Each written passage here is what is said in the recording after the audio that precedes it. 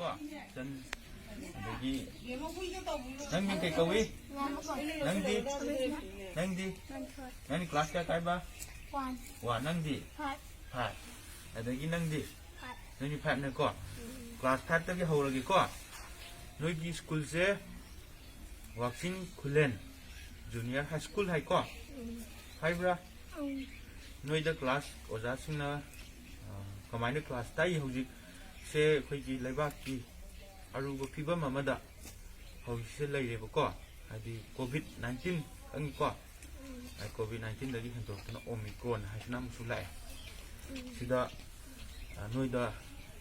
hadi hojik se oja singna ai tapi bra natraga suntak tak trabra phone gi kuthangda natraga oja singna noi da homework ka piba lak bra natra sima to na lak bra kem lak te lak ya nang di lak te nang di lak te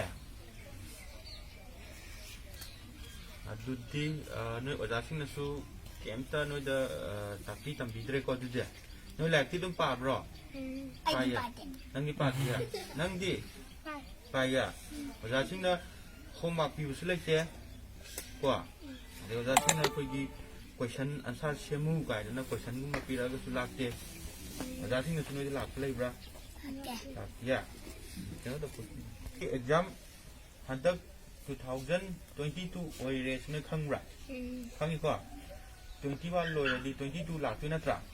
ala 22 sila matamda nang class 5 dum karam basi nang class 5 dum ka dira na traga 6 karak tu na tra 6 karak tu yor gadi 6 ki exam ma daka oi ko hoi si ka maina no 5 thara ka 6 ka tu na tra ala 5 ki exam so tau dri bu ko 6 ki di nei hobi 6 ka ba ya ra ba timing yor mi 2020 ga 2 yor ba ni na ko ala class 5 ki hobi ko loi dri ko exam hogri exam su tau thi oja singna su kem ta la ga tapi tambi su leke kuma pe su kem leke ko okay da rawene Manipuri Student Federation MSF ana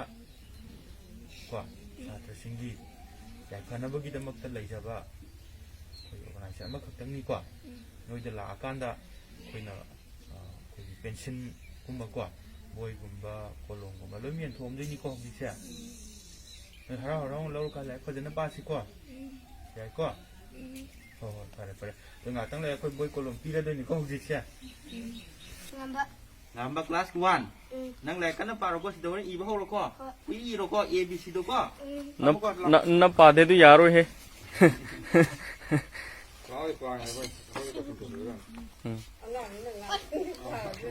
nang ko khai ko ang su da i ba ho ro ko ti kolong ga pe ni ko lah, nang tu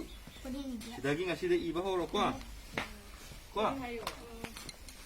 oja sing dapat na, salah dong salah, tenang lah, si daging nang tu, dalam iga dong ni ko, nang kelas kah, lah nang selah, nang kelas kah, 1, lah nang you ABC lo ko. Ko masih lagi Manipuri Student Federation MSF na kegi det February det 9 pangthok ka doriba Eikhoi lai Ningthina Tamsi haiba kegi academic campaign asiga mari leinana kegi class 1 to 8 kegi covid na maram oirakanda lengang na athingba thangkhibadagi kegi maheiroi government ki high school la tamliba maheiloishang class Ningthina tambiribra class fazana takpiribra haibadugi matangda MSF na ngasi Wakching Khullen Jr High School Bubinagram Imphal West ki manum hanjana laiba mafam amda chatthaduna yingsinjabani maheiloishang ga wari sanaba phangjare tasena hargadi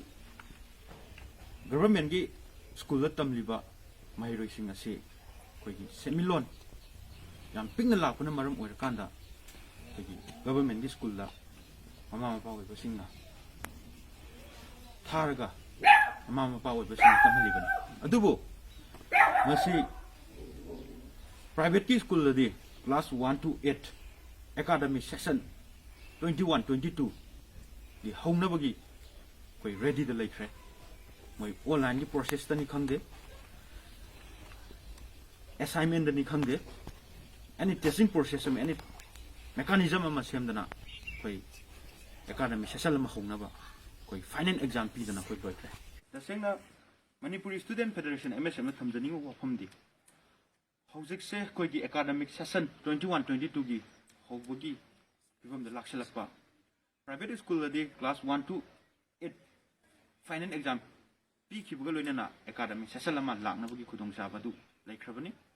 ado ngasibo ta koina MSF na thingjar pada koi gi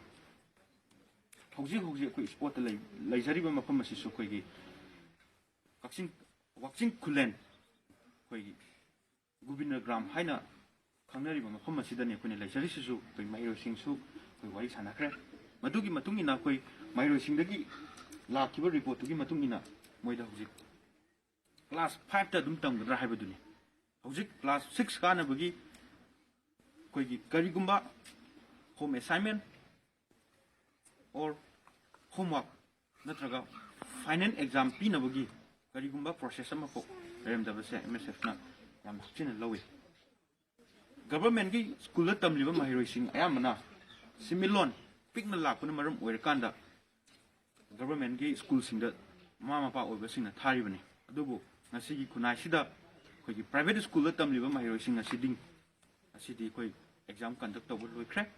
adugu maram oirkanda hoji class 6 1 dagi 2 dagi 3 kaba haunabi process loikre adubu ngasi mangda uiba maheiroi sing asidi karma phibam da laikada ka habase angang athubu da miyang changbiu yengbiu